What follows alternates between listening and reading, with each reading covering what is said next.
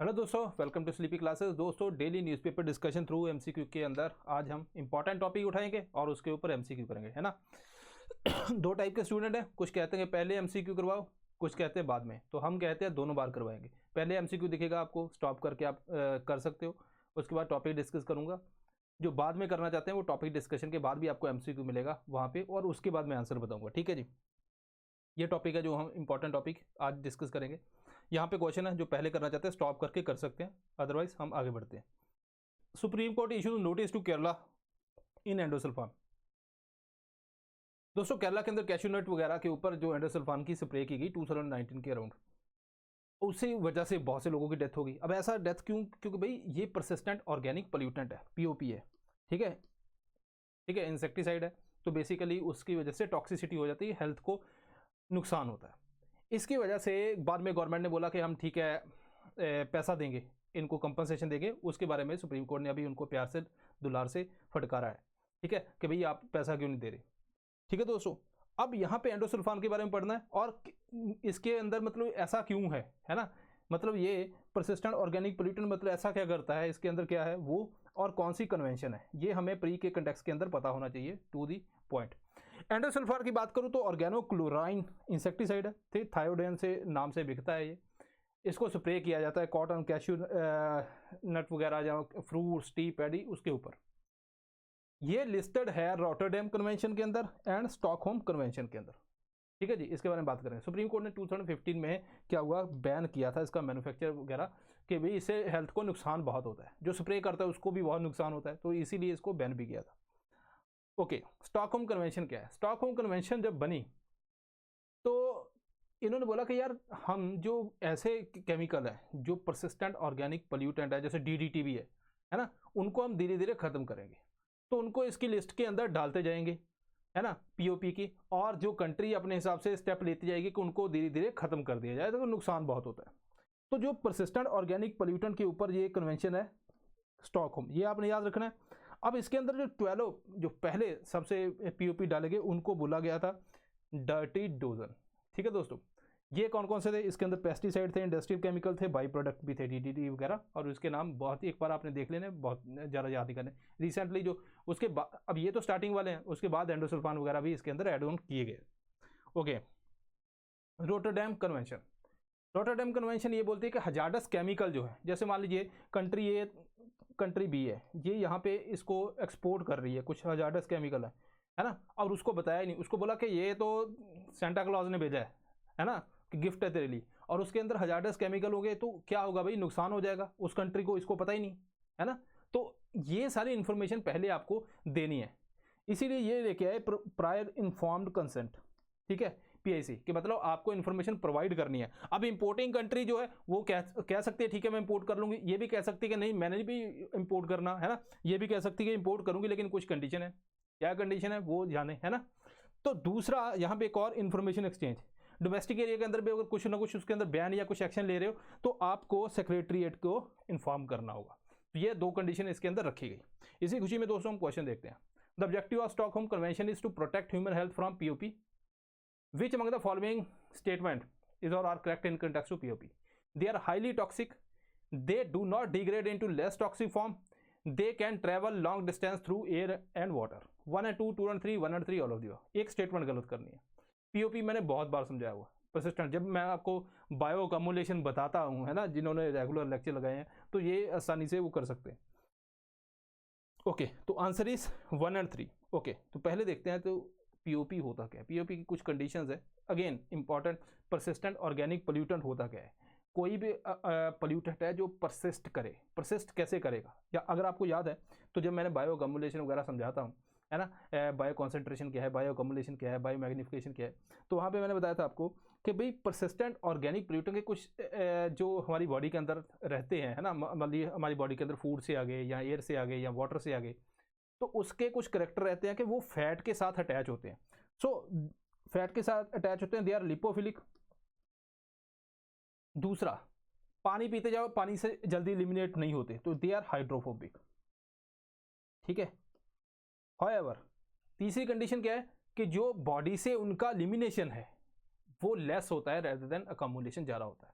मतलब वो कम्युलेट ज़्यादा होंगे। अगर हमने 10 ग्राम है तो 10 ग्राम से समझो कम्युलेट ज़्यादा होंगे, जो बॉडी से बाहर निकलते हैं वो बहुत कम होंगे। ठीक है दोस्तों, और वो बहुत ही स्लो डिग्रेड होंगे। ये कुछ कंडीशंस है। So they are highly toxic है, तभी तो बात कर रहे हैं। Lasting for year or even decades environment before degrading into less toxic. So accumulate होते रहते हैं, तो विद द टाइम ये डिग्रेड होते हैं। ऐसा नहीं कि ये डिग्रेड कभी होंगे ही नहीं। लॉन्ग डिस्टेंस तक ट्रेवल करते हैं and they accumulate in fatty tissues, मतलब बिकॉज दे आर लिपोफिलिक। ठीक है, ये करेक्टर आपको परसिस्टेंट ऑर्गेनिक पोल्यूटेंट के पता होने चाहिए। ओके, ये क्वेश्चन है सेकंड दूसरों के लिए, और यहाँ पे बात करते हैं Ukraine wake up to thunder of the war. अब ये आपको पता है कि यार ये यूएस का कमाल है ना, कि यूएस जहाँ पे भी जाता है ऐसे ही काम करता है। अफगानिस्तान गया तो वहाँ पे उन्होंने बोला कि ठीक है बॉम्ब वगैरह चलाता ही रहे ये, तो जहाँ पे भी ग्रुप दिखता था वहाँ पे बॉम्ब वगैरह, बहुत ज़्यादा सिविलियन की डेथ हुई। ऐसे भी बहुत सी रिपोर्ट आई थी कि कहीं पे कोई शादी है तो उनको लगा इकट्ठे हुए पड़े हैं ये तालिबान है, तो उन्होंने बम फेंक दिया, है ना। तो 2-3 बार तो ऐसा हुआ। एक बार तो इन्होंने जब नीचे ग्रुप था उसके ऊपर बम गिरा तो बाद में पता चला ये अपनी उनकी खुद की फौज थी। ठीक है, तो ये इसका काम है। अब वो देखो यूक्रेन के भाई साथ में तेरे रशिया इतना बड़ा है ना, अब उस कंटेक्स्ट के अंदर तू नाटो को जाएगा, भाई दूर वाला कैसे सहायता कर पाएगा। तो जैसे कहते हैं ना कि जो नेबर हैं, है ना, वही आपको मौके के ऊपर आपकी हेल्प करते हैं। तो थोड़ा सा ध्यान में रखना चाहिए। यूएस भी क्या करता है कि ज़्यादातर वहाँ पे जब मिसाइल लगा दी, खड़ी कर दी, और बोलता है कि जी ये मिसाइल हमने इधर लगा दी, अब दिख नहीं रहा, है ना, सैंक्शन लगा दिए। भाई वहाँ पे जो सिविलियन की जान जा रही है वो सैंक्शन से क्या कम है ना, वो तो बहुत ज़्यादा कीमती, भाई लोग ऐसे ही मर रहे हैं। तो ये यूएस का मतलब मुझे समझ ही नहीं आता है कि जहाँ पे भी जाता है ये उस कंट्री का माड़ा समा स्टार्ट हो जाता है। ठीक है, जिस कंट्री के साथ इसकी ज़रा हो जाती है। वहाँ पे बोला गया नाटो है, नाटो के साथ रहेगा, नाटो के साथ वो उसमें ज्वाइन करेगा, है ना, यूक्रेन वगैरह, तो उसके प्रॉमिसिंग किया। लेकिन अब क्या हुआ। तो ये चीज़ें, सैंक्शन तो ठीक है, सैंक्शन आप लगा दो कि ठीक है रशिया को भाई ठीक है स्विफ्ट सैंक्शन लगा दिया, ये लगा दिया, वो लगा दिया, कोई ट्रेड नहीं करेगा, लेकिन जो लोगों की जान जा रही है वो कहाँ जाएगी, है ना। तो ये सारी चीज़ें हैं। अब रशिया के लिए यूक्रेन क्यों इंपॉर्टेंट है, अगर आप देखोगे ये क्रीमिया है, ठीक है, ये यूक्रेन का एरिया है, तो यहाँ पे ब्लैक सी है। ठीक है दोस्तों, रशिया है तो रशिया को ये ब्लैक सी एक्सेस करना है, पहला एक पॉइंट। अलग अलग पॉइंट है, इसके ऊपर आएंगे दोबारा। जो मैप है लास्ट में, एक और मैप है वो दिखाऊंगा, ये थोड़ा सा क्लियर नहीं है। तो अब ब्लैक सी के अंदर उसको वार्म वाटर मिलता है। ऐसा थोड़ी उसने गरारे करने है ना, गार्गल करने हैं कि भाई उसको वार्म वाटर चाहिए, नहीं भाई। वहाँ पे जो अगर आप देखोगे फार ईस्ट जो रशिया है उधर आर्कटिक से लगा हुआ है, फ्रोजन है ना। तो वहाँ पे पोर्ट कुछ कुछ टाइम पे तो पूरे फ्रीज कर जाते हैं, तो चलते ही नहीं है। तो यहाँ पे उसको एक्सेस चाहिए, तो ब्लैक सी के अंदर उसको ये एक्सेस मिलता है। ठीक है दोस्तों, इसीलिए उसने क्रीमिया को सीज किया था, ये क्रीमिया को सीज किया था उस टाइम पे। तो एक तो हो गया वार्म वाटर का। दूसरा, यहाँ पे अगर हम बाकी पोर्ट की बात करें, जैसे व्लादिवोस्तोक पोर्ट जो है, ठीक है, जो पैसिफिक ओशन में, वो भी ज़्यादातर जमा हुआ रहता है। साथ में सी ऑफ जापान आया था, यहाँ पे जापान का जो ज़्यादा कारोबार चलता है, तो इसीलिए इसके लिए ये इंपॉर्टेंस बहुत है। हालांकि ठीक है एक्सेस दे रहा है, ठीक है, ब्लैक सी से मेडिटेरियन सी जो है उसके अंदर इसको एक्सेस इतना, जो मतलब वहाँ पे इसका इतना दबदबा नहीं है, क्योंकि मॉन्ट्रिक्स कन्वेंशन के हिसाब से जो टर्की वहाँ पे कंट्रोल करता है बॉस्फोरस स्ट्रेट को। ठीक है, नॉर्मली परमिशन मिल जाती है, लेकिन अगर वॉर का टाइम है, जैसे टर्की नाटो है ना, तो उस टाइम के ऊपर, ये कन्फ्लिक्ट के टाइम पे बंद कर देते हैं। रशिया का यूक्रेन के साथ एग्रीमेंट है कि ब्लैक सी फ्लीट को, वहाँ पे जो पोर्टल है सेवास्टोपोल, ठीक है, सेवास्टोपोल अगर आपको मैंने दिखाया नहीं है तो ये वाला, ठीक है, उसके अंदर फ्लीट की डिवीजन, उसके ऊपर भी एग्रीमेंट है।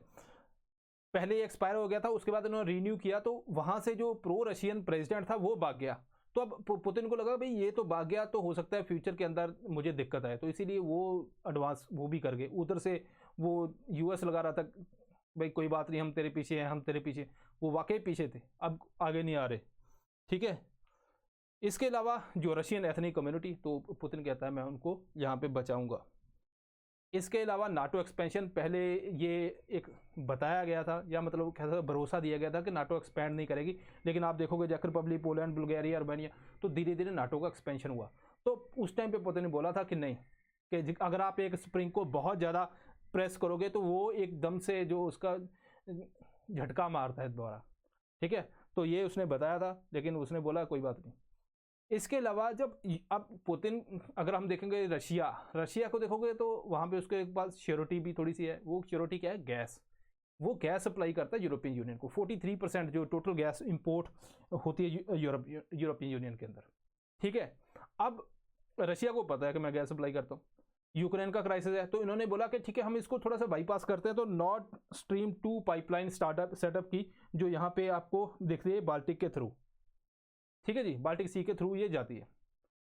अब इसको थोड़ा सा बाईपास किया गया जो यूक्रेन को, ठीक है। अब अमेरिका वाले फिर यहाँ पे बोले कि कोई बात नहीं, रशिया से गैस लेने की जरूरत नहीं, हम शेल गैस एक्सप्लोरेशन कर रहे हैं, हम यहाँ पे भेजेंगे। लेकिन वहाँ पे दिक्कत क्या है कि भाई एक तो उसको लिक्विफाई करना, गैस के अंदर कन्वर्ट भी करना है ना, और लिक्विफाई करना पड़ेगा, अलग अलग चीज़ें चेंज करनी पड़ेगी। आपने लिक्विफाई किया, आपने ले गए, ठीक है, ओशन के थ्रू, और वहाँ पे यूरोप के अंदर पहुँचा दी। लेकिन वहाँ पे क्या होगा? वहाँ पे आपको पोर्ट भी तो चाहिए नेचुरल गैस के, वो भी सेटअप करने पड़ेंगे, ठीक है। इसके अलावा जो अमेरिकन जो गैस शेल गैस है वो महंगी पड़ती है। तो ये सारे रीज़न है जिसकी वजह से रशिया को भी थोड़ा सा लगता है कि चलो ठीक है यार, इतना भी नहीं है, ठीक है दोस्तों। तो ये है ब्लैक सी, ये सी ऑफ अजोब है, and this is Sea of Marmara, ये बॉस्फोरस स्ट्रेट है, ये डार्डनल स्ट्रेट है, ये एजियन सी है, ये अपना कर्च स्ट्रेट है, ठीक है दोस्तों। यहाँ पे आपको ने ध्यान देना है। चलिए क्वेश्चन देखते हैं। The Black Sea is bordered by Russia, Ukraine, Georgia, Turkey, Bulgaria, Romania. The Black Sea is connected to Sea of Azov by Bosphorus Strait. State of Kerch connects Black Sea to Sea of Marmara. One only, 1 and 2, 2 and 3, all of you. Again, देखो black सी के ऊपर जितने topic बनते थे, एक तो आपको पूछा जा सकता है कि कौन कौन सी स्टेट कंट्री है ना, बॉर्डर करती। दूसरा आपको स्टेट के बारे में पूछा जा सकता है, वो एक ही क्वेश्चन में हमने डाली है। तो आंसर इज 1 ओनली, ठीक है। ये उल्टा है, जो बॉस्फोरस स्टेट इधर नहीं, कर्च स्टेट यहाँ पे आएगी, जो आपकी सी ऑफ अजोब एंड ब्लैक सी को कनेक्ट करती है। मैंने आपको अभी बताया सी ऑफ अजोब, हमने इसके ऊपर एक क्वेश्चन भी रिसेंटली किया हुआ है। तो ये बॉस्फोरस है एंड सी और मरमरा, ठीक है दोस्तों। कंट्रीज का नाम ये करेक्ट है बिल्कुल, तो आपको ये वैसे भी याद करनी है। थर्ड क्वेश्चन उनके लिए पहले सॉल्व करना चाहते हैं, बाकी यहाँ पे देखेंगे। इंडिया टी एक्सपोर्टर्स, इनको भी बड़ी डर लग रहा है। ऐसा क्यों? क्योंकि जो रशिया एंड यूक्रेन दोनों को इंडिया एक्सपोर्ट करता है टी, ठीक है। जो रशिया टोटल इंपोर्ट करता है उसके अंदर 40 मिलियन केजी जो इंडिया से जाती है, ठीक है। अगेन बड़ा नंबर है, तो इनको डर लग रहा है। यूक्रेन भी इंपोर्ट करता है, हालांकि दो तरह से यहाँ पे एक्सपोर्ट की जाती है, एक तो डॉलर के अंदर, ठीक है, दूसरा अपना रुपये के अंदर। जैसा मैंने आपको बताया था कि अगर जैसे मान लीजिए यूएस सैंक्शन लगाता है किसी कंट्री पे, वो कहता है भाई डॉलर के अंदर आपने ट्रेड नहीं करना, तो वहाँ पे डॉलर नहीं, फिर रुपये सिस्टम चला जाएगा। ईरान के साथ क्या हुआ था? वहाँ पे यूरोपियन कंट्रीज़ ने इंस्टेक्स, अगर आपको याद है, मैं बार बार इसका नाम भी लेता रहता हूँ ताकि आपको थोड़ा सा कनेक्ट कर पाऊँ बाकी टॉपिक से। इंस्टेक्स सिस्टम सेटअप किया था कि हम बार्टर सिस्टम की तरह या और किसी करेंसी के अंदर करेंगे ईरान के साथ, लेकिन वो भी कुछ हुआ नहीं था उसके अंदर। तो यहाँ पे रुपये वाले के अंदर इतनी प्रॉब्लम नहीं, डॉलर के अंदर दिक्कत आ सकती है। जो टी सेक्टर की बात करें तो इंडिया के अंदर जैसे नॉर्थ ईस्ट है ना, असम के अंदर, देन बंगाल है, देन नीलगिरीज है ना, यहाँ पे ये ग्रो की जाती है। टेम्परेचर और ये देखिए, अगर climatic condition hot and humid, जो आप ज्योग्राफी के अंदर पढ़ोगे सारी क्रॉप की पढ़नी है ना। कॉटन का आ जाता है, कभी किसी का क्वेश्चन आ जाता है। रेनफॉल है 150 to 300। और ये भी बात बता दूं कि हो सकता है कि थोड़ा बहुत चेंज हो, कि किसी कोई बुक में पढ़ा आपने, कोई उसके अंदर 5-7% इधर उधर हो, है ना, वो कोई दिक्कत नहीं, आपको थोड़ा सा आइडिया होना चाहिए। 20-30% स्लाइटली एसिडिक सॉइल है, tropical sub tropical shade loving plant है। टी बोर्ड ऑफ इंडिया दोस्तों, टी एक्ट 1953 के अंदर ये बनाया गया और हेडक्वार्टर कलकत्ता के अंदर है। ये प्रमोशन करता है डेवलपमेंट एक्टिविटीज़ और जो मार्केट को एक्सपोर्ट, ताकि हमारा एक्सपोर्ट हो। रिसेंटली इसने ब्लॉकचेन का भी यूज़ किया था, जिसके अंदर ब्लॉकचेन का यूज़ करके, ताकि जैसे मान लीजिए एक स्टैंडर्ड टी है, तो ब्लॉकचेन के अंदर क्या होता है कि भाई एक बार आपने इन्फॉर्मेशन भर दी तो आप उसको टेम्पर नहीं कर सकते। तो वो इन्फॉर्मेशन क्या है कि उससे पता चल जाता है कि ऑथेंटिसिटी कितनी है कॉफ़ी की, तो बाहर बैठे हुए जो भी कंज्यूमर है वो उसका यूज़ कर सकते हैं। हालांकि उन्होंने बोला था कि पैसा ब्लॉकचेन के थ्रू ट्रांसफ़र नहीं होगा, आपको सिर्फ जो आपकी जो इन्फॉर्मेशन है वो मिल जाएगी। कुछ ऐसा ही वॉलमार्ट ने भी किया था, ठीक है। तो ब्लॉकचेन के ऊपर भी अपना लेक्चर है मार्च के अंदर, आई थिंक जो लास्ट ईयर का लेक्चर होगा, पूरा बेसिक कैसे काम करती है, और 5-6 एग्जांपल मैंने आपको वहाँ पे समझाई थी, आप चाहो देख सकते हो अगर मन है। Consider the following statement, tea is tropical sub tropical plant and grows well in hot and humid climate. Dibrugarh is currently known as Tea City of India. Then Tea Board of India is statutory body under Ministry of Agriculture. Answer है 1 and 2। यहाँ पे agriculture नहीं, ministry of commerce है, ये आपने ध्यान देना है। एंड डिब्रूगढ़, इसको टी सिटी ऑफ इंडिया बोला जाता है। This is again correct. Fourth question है उनके लिए, पहले सॉल्व करना चाहते हैं, दूसरों के लिए पहले हम टॉपिक पढ़ेंगे। यहाँ पे देखिए इंडियन एक्सप्रेस के अंदर बहुत अच्छा आर्टिकल है। हालांकि आपको पता है कि कल वाली क्लास के अंदर एफआरपी पढ़ा था हमने, है ना, कि गन्ने के अंदर कैसे कैसे प्राइस तय होता, वो आज एमएसपी है ना। कितनी अच्छी बात है, 2 टॉपिक हमारे पूरे प्रिपेयर होने हैं, क्या बात है। यहाँ पे इंट्रो के अंदर ये बोला गया कि जो फार्मर है उसको बहुत दिक्कत आती है ना। अगर मान लीजिए मार्केट के अंदर उसे प्राइस नहीं मिलता तो उसको मिनिमम प्राइस कौन अश्योर करेगा, इसके लिए गवर्नमेंट लेके ये एमएसपी।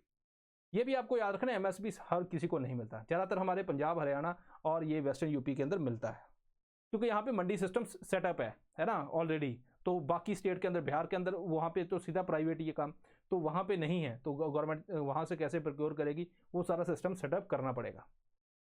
ठीक है दोस्तों, ये 1967 एंड 66 के टाइम के ऊपर जब अपना ग्रीन रेवोल्यूशन आई थी, उस टाइम पे एमएसपी स्टार्ट किया गया। और उस हिसाब से जो अगर उस टाइम पे मेजर हमें ज़रूरत थी, पहले हम इंपोर्ट करते थे वीट वगैरह, तो उस टाइम पे वीट ग्रो करते थे, ज़्यादा देते गए, उससे ग्राउंड वाटर एक्सप्लॉयटेशन भी होगी और जो डिपेंडेंस भी उसके ऊपर होगी, यूरिया भी डालते गए। अब अपनी जो सॉइल है उसकी फर्टिलिटी भी कम होगी। एमएसपी की बात करें तो गवर्नमेंट इसके अंदर क्या करती है कि जितनी कॉस्ट ऑफ प्रोडक्शन है उससे 50% ऊपर देती है। 23 क्रॉप के लिए जनरली ये अनाउंस किया जाता है। उसके अंदर आपको नाम याद रखने, क्योंकि इसके ऊपर एक क्वेश्चन आया हुआ यूपीएससी के अंदर। 7 type of cereals, 5 type of pulses, oil seed है 7 एंड 4 कमर्शियल क्रॉप। तो आपको एक एक का नाम याद करना है, एक एक का नाम ही पूछा गया था, तो वही आपको ध्यान रखना है, कहीं गलती ना हो जाए। कौन डिसाइड करता है दोस्तों, अगेन रिकमेंडेशन है, commission for agriculture cost and prices, CACP recommend करता है। कैसे रिकमेंड करता है, वो हिसाब देखता है, क्या क्या फैक्टर देखता है, वो देखता है डिमांड एंड सप्लाई कितनी है, ठीक है, कॉस्ट ऑफ प्रोडक्शन कितनी है, मार्केट प्राइस ट्रेंड क्या है, इंटरक्रॉप पैरिटी कितनी है, इसके अलावा 50% जो मिनिमम मार्जिन देना है ना, ये सारी चीज़ें, इंटरनेशनल मार्केट को भी देखता है। ये सारी चीज़ें देख के वो रिकमेंड करता है, देन जो गवर्नमेंट है उसके हिसाब से उसको इम्प्लीमेंट करती है। तो सीएसीपी का काम सिर्फ रिकमेंडेशन देना है। अब कौन सा फार्मूला लगाया जाता है, यही दिक्कत हुई थी रिसेंटली। अब देखो, अगर मैं एक खेत की बात करूं तो वहां पे क्या होता है, वहां पे जैसे उसने सीड लगाए फार्मर ने, है ना, फर्टिलाइजर है, इसके अलावा अगर मैं बोलूं हायर्ड लेबर है, उसने लेबर को हायर किया सारा काम करने के लिए, ये सारे खर्चे हैं। ये सारे खर्चों को लेके आए हम A2 के अंदर, ठीक है, A2 फॉर्मूले के अंदर ये सारे खर्चे आ गए, तो गवर्नमेंट को ये खर्चे नोट करने हैं। उसके बाद फैमिली जो है वो खुद भी लेबर कर लिए, है ना। अगर आप गांव में देखोगे, फैमिली जिसके पास जमीन है वो खुद भी तो लेबर करता है। मान लीजिए 5 लोग वो हैं, ठीक है, तो वो होगी फैमिली लेबर, ठीक है, उसका खर्चा वो हो गया FL फॉर्मूले के अंदर। तो ये तो A2 हो गया। तो अगर मैं A2 के अंदर जो अनपेड फैमिली लेबर है वो डाल दूं तो A2 प्लस FL हो गया। गवर्नमेंट कहती है इसके ऊपर गवर्नमेंट ने 50% और दिया, ये खर्चा और 50% और खर्चा, मतलब एक्स्ट्रा दे दिया, MSP सेटअप कर दिया। किसान ये कहते हैं कि हमें C2 फार्मूला दो, गवर्नमेंट कहती है कि हम कंसिडर करते हैं बीच में C2 50% हम देते हैं, लेकिन नहीं, C2 के अंदर बोला गया ना C2 प्लस 50%। C2 के अंदर क्या होता है, अब ये तो होगी ये वाला खर्चा। अब ये देखो, जो जमीन है, लैंड, अगर वो यहाँ पे खेती कर रहा है, किसी और को देता तो भाई कुछ ना कुछ आता, है ना, या उसके ऊपर इंटरेस्ट है, जो भी कुछ ना कुछ तो आता है उसके, लेकिन वो यहाँ पे खेती कर रहा है। इसके अलावा वहाँ पे वो ट्रैक्टर वगैरह चला रहा है, ठीक है, जो एसेट है उसका भी खर्चा, है ना, वो भी तो खरीदा है उसने। तो ये जो खर्चे दो हैं, है ना, interest foregone on owned land and fixed capital asset, ठीक है, जो भी इसका रेंट है या इंटरेस्ट है, ये दोनों भी इसके अंदर इंक्लूड करने हैं, तब बनता है अपना, फिर बनता है C2। तो C2 प्लस 50% आप कर लो, है ना। तो ये दिक्कत है, हालांकि कोई क्लियरली नहीं बोलता कि गवर्नमेंट के हमने C2 को नोट ही नहीं किया या कुछ नहीं, उन्होंने बोला हाँ हाँ दे दिया, ठीक है। तो ये 3 है फैक्टर जो आपको ध्यान रखने हैं। CACP की बात करें, मिनिस्ट्री ऑफ एग्रीकल्चर के अंदर टेस्ट ऑफिस है, ठीक है दोस्तों, इसके अंदर चेयरमैन, मेंबर, सेक्रेटरी वगैरह कुछ होते हैं, चलो उसकी बात छोड़ो, लेकिन नॉन ऑफिशियल मेंबर के अंदर आपको फार्मिंग कम्युनिटी से भी रिप्रेजेंटेटिव मिलते हैं। कहने का मतलब है, एक तो आपको मिनिस्ट्री कौन सी है वो याद रखना है, इसका काम क्या है, रिकमेंड करता है। तीसरा, इसके अंदर पूछेगा कि मेंबर जो फार्मिंग कम्युनिटी से नहीं होते, नहीं हो सकते, नॉन ऑफिशियल मेंबर जो ज़्यादातर, यहाँ पे 2 मेंबर हैं जो फार्मिंग कम्युनिटी से होते हैं, ये आपको ध्यान रखना है प्री के लिए। क्वेश्चन देखिए, recently A2+FL formula for calculating MSP seen in news, it includes expenditure on fertiliser, interest forgone on owned land, then unpaid family labour, hired family labour, ठीक है, labour cost 1 and 2, 1 2 3 1 3 4 all of the. अब तो ये खुला पूरा मैंने आपको समझा दिया, इसके अंदर कोई दिक्कत नहीं होनी चाहिए। 1 3 4 interest forgone on own land, capital asset, ये तो अपने किसके अंदर आते हैं, C2 के अंदर। ये 5th क्वेश्चन है उनके लिए जो पहले सॉल्व करना चाहते हैं। दूसरे यहाँ पे बात करें, what is quantum tech demo, DRDO IIT। ये अपना इंडियन एक्सप्रेस के अंदर आर्टिकल आया रिसेंटली। हमने एक जो लिंक है क्वांटम की डिस्ट्रीब्यूशन का लिंक एस्टेब्लिश किया है, कहाँ से, प्रयागराज से विंध्याचल, ठीक है। जगह का नाम जरूरी नहीं है, लेकिन यहाँ पे हमने 100 किलोमीटर का कॉन्टैक्ट एस्टेब्लिश किया है। यहाँ पे आपको इधर समझ नहीं आएगा, यहाँ पे बात करते हैं पहले बेसिक की, अदरवाइज आपको समझ नहीं आएगा। दोस्तों क्लासिकल कंप्यूटर के अंदर अगर हम बाइनरी सिस्टम देखें, 0 है या 1 है, ठीक है। जैसे मैं आपको एक एग्जांपल देता हूँ, मैंने ये एक बार करवाया भी था कि एक गेम खेली गई जो क्लासिकल कंप्यूटर है, उसके अंदर उसको बोला तू भी टॉस कर, लोग भी इकट्ठे थे, वो भी टॉस कर रहे थे। तो हेड आया तो कंप्यूटर जीतेगा, टेल आया तो लोग जीतेंगे, ऐसी वो बात हुई। तो उसके अंदर क्या हुआ कि 51 जो हेड आए और 49 टेल आए, मतलब कि कंप्यूटर जीता, लेकिन यहाँ पे कुछ क्लासिकल कंप्यूटर कुछ मार्जिन नहीं था, ठीक है। फिर क्वांटम कंप्यूटर आ गया, क्वांटम कंप्यूटर को बोला भाई तू ये गेम तेरे से भी खेलेगा, उसने मना किया, कहता ना करो, कहते नहीं। तो क्वांटम कंप्यूटर से भी खेलने लगे। जब रिजल्ट आया तो 99% जो वोट थे वो क्वांटम कंप्यूटर के हक में, तो लोगों को कुछ मिला ही नहीं। उन्होंने बोला यार ये तो क्या कैसे हो गया, है ना, इसके अंदर कोई ना कोई घपला है। तो क्वांटम कंप्यूटिंग के अंदर क्या होता है कि जैसे मान लीजिए टॉस करते जा रहे हैं, पहले के अंदर हेड आया, दूसरे के अंदर टेल आया, तीसरे के अंदर टेल आया, चौथे के अंदर हेड आया, ये क्लासिकल कंप्यूटर ऐसे करता है, उसके जो भी रिजल्ट आते हैं। क्वांटम कंप्यूटर के अंदर पहले यहाँ पे आके रिजल्ट आएगा। क्वांटम कंप्यूटर के अंदर ऐसा कुछ नहीं होता। क्वांटम कंप्यूटर के अंदर दोनों फ्रेम रहते हैं, मान लीजिए आधा हेड है आधा टेल, मतलब अगर मैं हेड को सपोज करो ग्रीन कलर मानूं, टेल को येलो, तो आधा ग्रीन है आधा येलो, कुछ भी नहीं है, कंफर्म एक स्टेट के अंदर नहीं है, वो इन बिटवीन की स्टेट के अंदर है। यहाँ पे भी इन बिटवीन है, यहाँ पे भी इन बिटवीन है, यहाँ पे भी, तो कोई भी यहाँ पे स्टेट अभी आई नहीं। लेकिन जब रिजल्ट है, जब उसके परफॉर्मेंस देनी है, तो उसको पता है अगर हेड है तो वो सारे के सारे हेड के अंदर कन्वर्ट हो जाएंगे। ये हेड जो हेड टेल है, हेड के अंदर भी कन्वर्ट हो सकते हैं, टेल के अंदर भी, है ना, तो हेड के अंदर हेड कन्वर्ट हो जाएंगे। इसी तरह जब जो हैकर है, इनको हैक करना बहुत डिफिकल्ट है। अब यहाँ पे बात करता हूँ मैं क्वांटम की डिस्ट्रीब्यूशन की।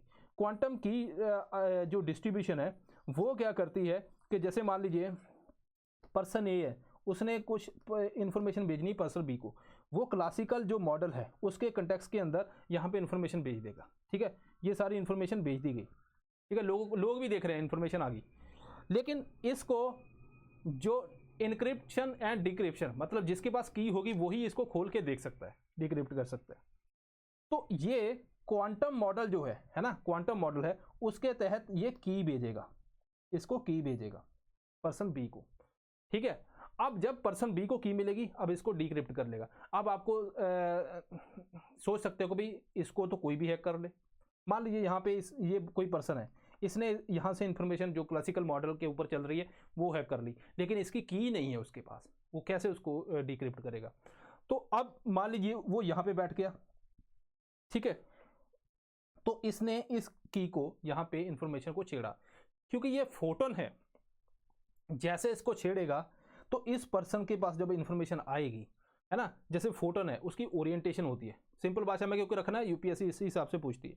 तो क्योंकि ये फोटोन है, अगर इसको कोई छेड़ेगा, है ना, बीच में से, तो इसकी ओरिएंटेशन चेंज हो जाएगी। जब पर्सन बी के पास पहुंचा तो ए ने उससे पूछा भी की मिल गई, वो कहेगा मिल गई, तो कहेगा, वो पूछेगा क्या है की, तो ये पूछेगा भाई ये वाली की है, वो कहेगा नहीं ये तो रॉन्ग की है ना, उसकी ओरिएंटेशन चेंज होगी क्योंकि यहाँ पे किसी बंदे ने छेड़ा है, उसको पता चल जाएगा कहीं ना कहीं पे कोई प्रॉब्लम हुई है, तो वो फिर दोबारा एक और नई की जनरेट करके भेजेगा, ठीक है। इसीलिए ये बोला जाता है कि ऑलमोस्ट इम्पॉसिबल है इसको हैक करना, क्योंकि ये टाइम टू टाइम बदलता है, यही चीज़ है। तो ये है क्वांटम की डिस्ट्रीब्यूशन। तो हमने जो अभी जो ये लिंक एस्टेब्लिश किया है, ये अराउंड 100 किलोमीटर के आसपास एस्टेब्लिश किया है। अब ये दो चीज़ों के ऊपर चलता है, मैंने आपको बताया था क्लासिकल 0 या 1, ये 0 1 या फिर दोनों स्टेट एक साथ मिलती है, इसको बोलते हैं सुपर पोजिशन, मतलब सेम टाइम पे 1 और 0 रिप्रेजेंट कर सकता है, जैसे मैंने आपको बताया था सेम टाइम पे हेड टेल को रिप्रेजेंट करता है। दूसरा इसका फीचर है एंटेंगलमेंट, मतलब जो भी है इसके अंदर वो पार्टिकल इतने एंटेंगल है एक दूसरे के साथ, जैसे एक चेन होती है कि अगर आप एक को छेड़ोगे तो इसके अंदर इंफॉर्मेशन खराब हुई तो दूसरे के अंदर ऑटोमेटिकली वहां पे प्रॉब्लम आ जाएगी और किसी को कोई इंफॉर्मेशन मिलेगी नहीं। चाइना ने मिशियस सैटेलाइट क्वांटम की डिस्ट्रीब्यूशन से इंफॉर्मेशन एक जगह से दूसरी जगह 2 जगह भेजी, अगर आप यहाँ पे डिस्टर्बेंस करते हो यहाँ पे भी होगी, ठीक है। तो ये कुछ चीज़ें हैं इसकी। इसके अलावा इंडिया ने क्या किया फिर, इंडिया ने इसके बाद एक तो ये बात होगी, इससे पहले हमने 12 किलोमीटर का सेटअप किया था यही लिंक। रिसेंटली जो डीआरडी को यंग साइंटिस्ट लेबोरेटरी है उसने क्वांटम रैंडम नंबर जनरेट किया था, जो डिटेक्ट करता है क्वांटम इवेंट को और उसको कन्वर्ट करता है बाइनरी सिग्नल में, अपने नॉर्मल सिग्नल के अंदर उसको कन्वर्ट करता है, ठीक है जी। इसके अलावा इंडिया काफ़ी इसके अंदर काम कर रहा है और जो एलीट ग्रुप है जो कुछ कंट्री का उसके अंदर इंडिया शामिल हो चुका है।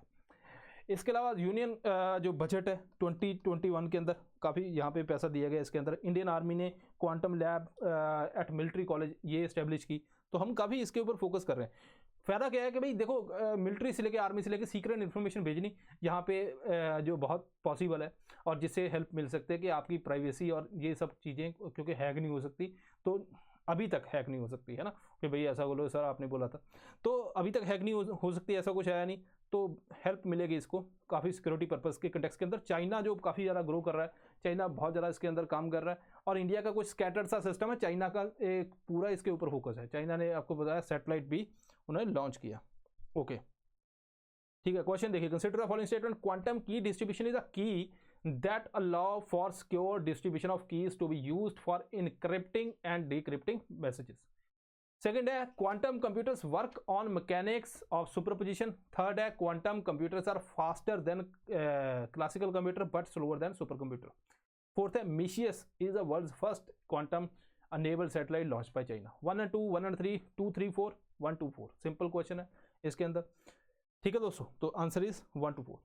सो question third, quantum computer are faster than classical computers but slower नहीं। सुपर कंप्यूटर तो जैसे मान लीजिए क्लासिकल कंप्यूटर है, ये सुपर कंप्यूटर है, क्वांटम कंप्यूटर यहाँ पे जाके है ना, क्वांटम कंप्यूटर तो बहुत फास्ट है। मतलब रिसेंटली एक क्वांटम कंप्यूटर ने आई थिंक गूगल का था साइकामोर, आई थिंक मुझे एग्जैक्टली हाँ साइकामोर शायद था, तो उसने 200 सेकेंड के अंदर आई थिंक कोई जो सॉल्व किया था प्रॉब्लम, वो कहते हैं कि सुपर कंप्यूटर 10,000 साल के अंदर सॉल्व करेगा। तो बताओ फिर क्वांटम कंप्यूटर तो बहुत ही तेज है। So this statement is wrong. Quantum computer work on superposition, मैंने आपको बता दिया सुपरपोजिशन एंड एंटेंगलमेंट, ठीक है। ये स्टेटमेंट तो वैसे ही करेक्ट है। यहाँ पे मिशियस आपको अभी बताया कि चाइना ने लॉन्च किया, ठीक है दोस्तों। सो दिस इज ऑल, मिलते हैं next time, thank you very much.